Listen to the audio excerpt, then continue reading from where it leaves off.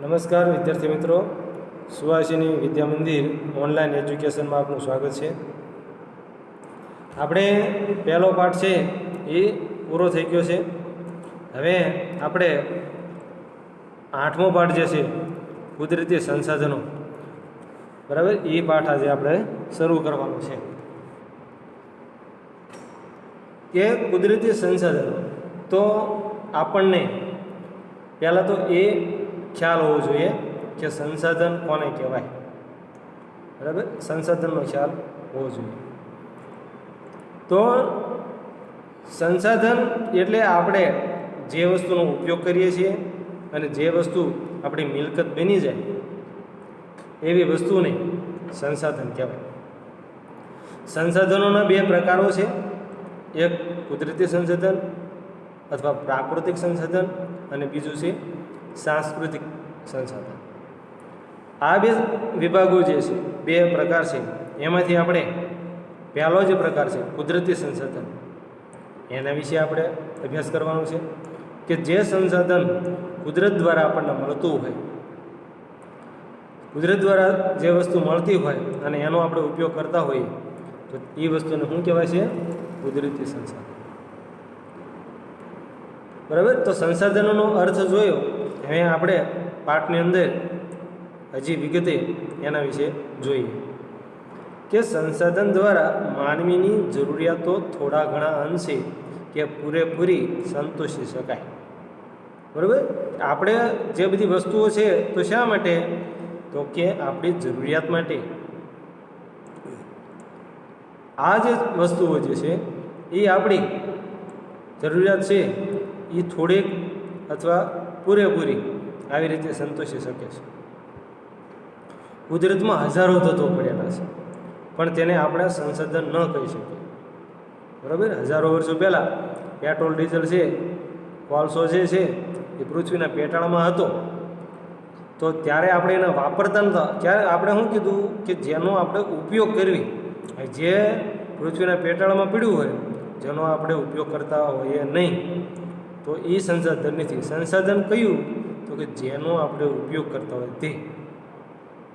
બરાબર. તો કુદરતની અંદર તો હજારો તત્વો છે પણ જે વસ્તુની આપણે ઉપયોગ કરીએ છીએ એ સંસાધન, જેનો ઉપયોગ કરતા નથી એ સંસાધન છે નહીં.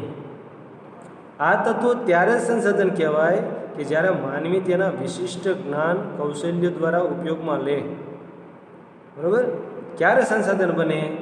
તો કે વ્યક્તિ પોતે પોતાની આવડતથી, પોતાની બુદ્ધિથી એ વસ્તુ છે એનો ઉપયોગ કરે તો એ સંસાધન. બીજી રીતે કેવી? તો જે વસ્તુ ઉપર માનવી આશ્રિત કે નિર્ભર હોય, કે જેનો આપણે આશરો રાખવો પડે, કે જેના ઉપર આપણે આધાર રાખવો પડે, બરાબર, એ વસ્તુ છે એ સંસાધન છે. કે જેના વિના આપણે ચાલે, નિર્ભર, જેના ઉપર આપણે ન ચાલે, આ બધી વસ્તુઓ છે એ સંસાધન છે. જેનાથી મનુષ્યની જરૂરિયાતો પૂરી થાય. બરાબર. જે આપણી જરૂરિયાત હોય તો એ વસ્તુ મળી જાય એટલે જરૂરિયાત પૂરી થઈ ગઈ, અને જરૂરિયાત પૂરી થઈ એ આપણે એનો ઉપયોગ કર્યો એટલા માટે જ એ સંસાધન છે. અને માનવી પાસે તેનો ઉપભોગ કરવાની શારીરિક કે બૌદ્ધિક ક્ષમતા હોય. અને એ વસ્તુ છે એનો ઉપયોગ ક્યારે થાય? તો કે જો માણસ પાસે એને વાપરવા માટે શરીરથી સક્ષમ હોય અને માનસિક રીતે પણ તંદુરસ્ત હોય. શારીરિક અને માનસિક બે રીતે જો વ્યક્તિ છે એ સક્ષમ હશે તો જે તે વસ્તુ વાપરી શકશે.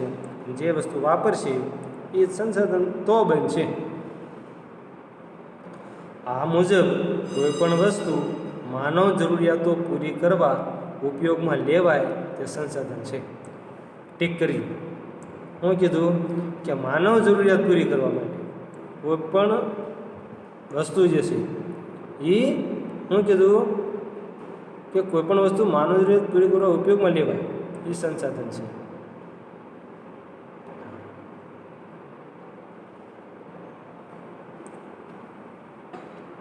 આપણી જરૂરિયાતો પૂરી કરી, આપણે ઉપયોગ કરવી એટલે એ સંસાધન કહેવાય. પ્રાચીન સમયમાં જમીનમાં દટાયેલા ખનિજોની માનવીને જાણકારી ન હતી. ત્યારે તે સંસાધન ન હતા. બરાબર, પહેલાંના સમયમાં પેટ્રોલ, ડીઝલ, કોલસો આ દરેકે દરેક વસ્તુ આપણે વાપરતા માણસને ખ્યાલ જ નહોતો કે પૃથ્વીના પેટાળમાં આવું બધું છે. બરાબર, એટલે આવું બધું નહોતું એટલે આપણે વાપરતા નહોતા, અને વાપરતા નહોતા એટલા માટે એ સંસાધન કહેવાય નહીં. જો એનો કોઈ પણ વસ્તુનો આપણે ઉપયોગ કરીએ તો એ સંસાધન છે. પણ હજારો વર્ષો પહેલાં બરાબર પેટ્રોલ ડીઝલ એનો ઉપયોગ થતો નહોતો, પૃથ્વીના પેટાળમાં હતું, ઉપયોગમાં લેવાતું નહોતું, એટલા માટે તે સંસાધન નહોતું. અત્યારે એ આપણું મહત્ત્વનું મેન સંસાધન છે કે આપણે એનો પુષ્કળ દરેક ક્ષેત્રમાં એનો ઉપયોગ કરીએ છીએ. પરંતુ આજે તેની ઉપયોગિતા અને ખનન પ્રવિધિઓના વિકસવાથી માનવ જીવન માટે તે અત્યંત જરૂરી બની ગયું છે. આવ્યું ને કે પણ હવે આજે માણસોએ જે ખનન એટલે ખોદકામ કર્યું અને આવું બધા યંત્રો સાધનો આવી ગયા, તો એના લીધેથી આપણે બધા આપણું જીવનને વિકસાવવા માટે આ આપણી માટે અત્યંત જરૂરી બની ગયું છે. કુદરતી સંસાધનમાં ઉપયોગિતા અને કાર્ય કરવાની યોગ્યતા બંને ગુણધર્મો હોવા જરૂરી છે. બરાબર, કુદરતી સંસાધન છે તો આપણે વાત કરીએ ને કે સંસાધનોના બે પ્રકાર, તો એક પ્રાકૃતિક અથવા કુદરતી અને બીજું છે સાંસ્કૃતિક અથવા માનવ સર્જિત.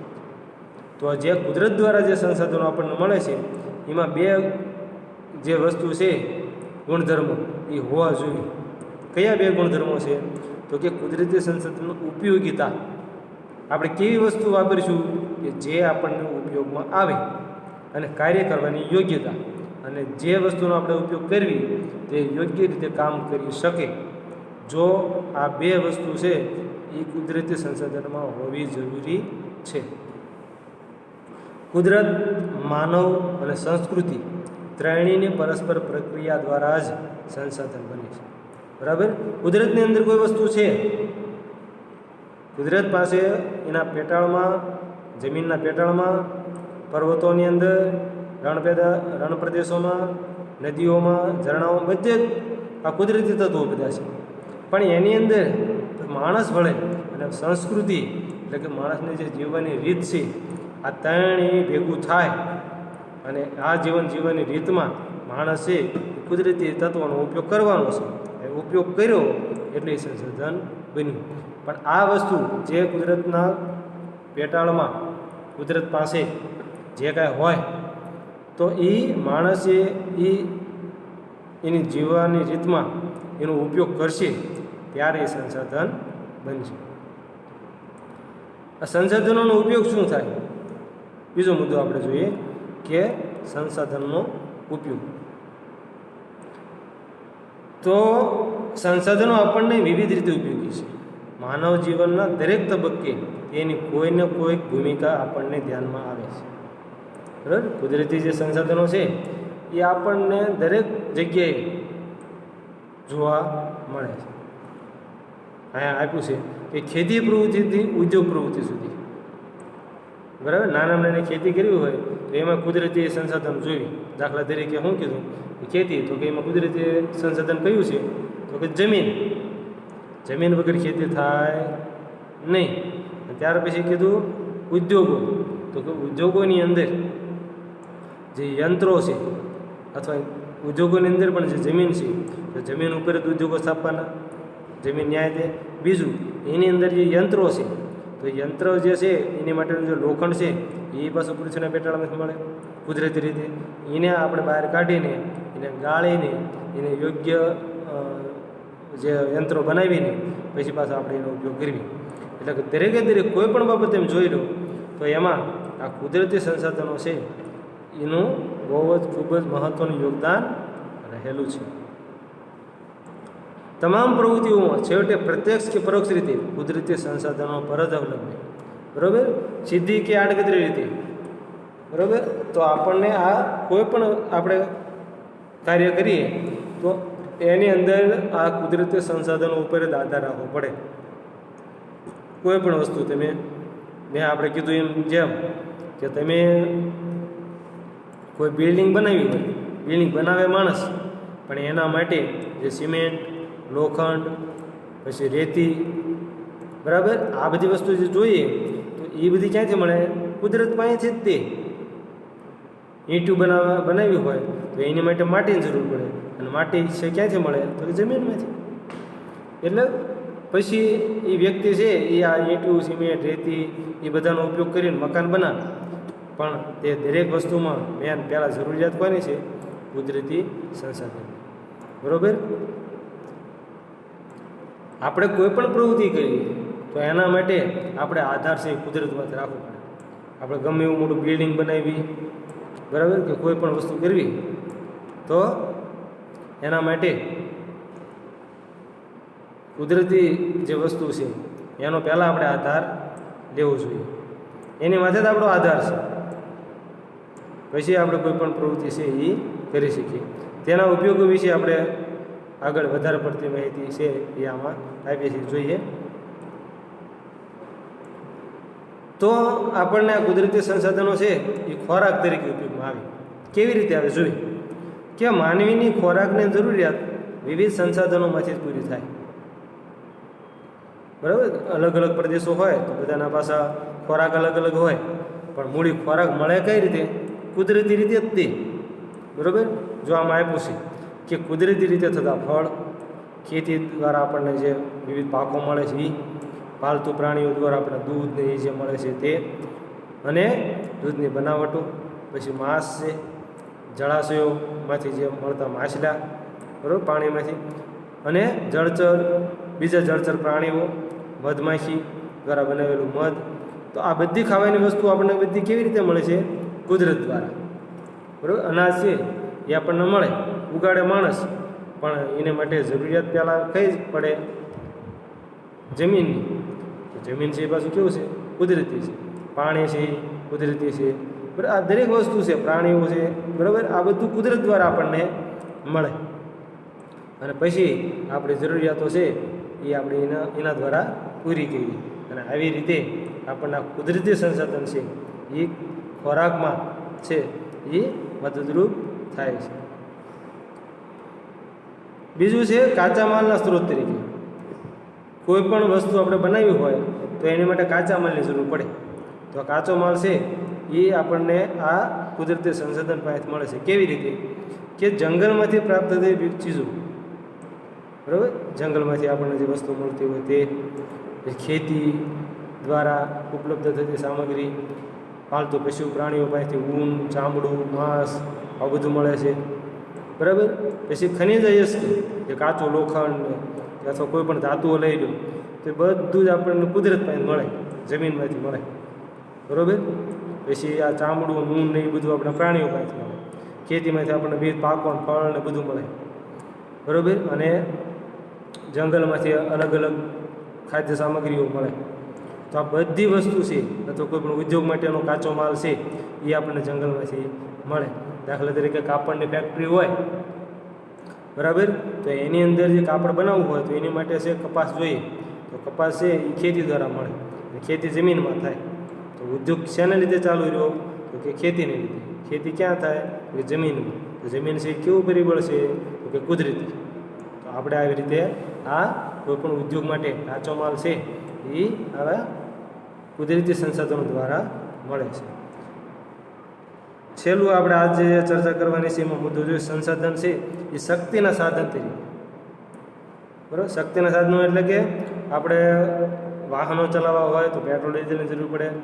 કોઈ ફેક્ટરી ચલાવવી હોય તો એના અંદર લાઇટની જરૂર પડે, બરાબર, ઇલેક્ટ્રિસિટીની. તો આ બધું જે છે, બરાબર, એને શું કહેવાય? શક્તિના સાધનો કહેવાય. જોઈએ એમાં કે કોલસો, પેટ્રોલિયમ, કુદરતી વાયુ વગેરે ઈંધણ તરીકે ઉદ્યોગો અને ઘર વપરાશમાં બળતણ તરીકે વાપરીએ છીએ. બરાબર. ઘરે ઈંધણ તરીકે. વળી સૂર્યપ્રકાશ, પવન, સમુદ્ર મોજા, ભરતી અને ઓટ અને જળધોધ વગેરે થકી પણ ઉર્જા પ્રાપ્ત કરી શકાય. તો આ જે દાખલા તરીકે ઉદ્યોગ આપણે ફેક્ટરી ચાલુ કરવી હોય તો ફેક્ટરીની અંદર લાઇટ જોવી, તો લાઇટ છે એ શું છે? શક્તિ સંસાધન છે, ઇલેક્ટ્રિસિટી. બરાબર. પછી કોઈ પણ બીજો ઉદ્યોગ ધંધો હોય તો એને જે પહેલાં કોલસાથી ચાલતી ટ્રેન હતી, તો જે કોલસો જે છે એ શક્તિ સંસાધન છે, બરાબર. તો આવી રીતે આપણને આ કુદરતી સંસાધન એટલે શું અને એનો ઉપયોગ છે એના વિશે આપણે માહિતી મેળવી. આવતા લેક્ચરની અંદર આપણે સંસાધનના પ્રકારો વિશે ચર્ચા કરીશું. અહીંયા આપણે આ પીરિયડ છે એ પૂરો થાય છે.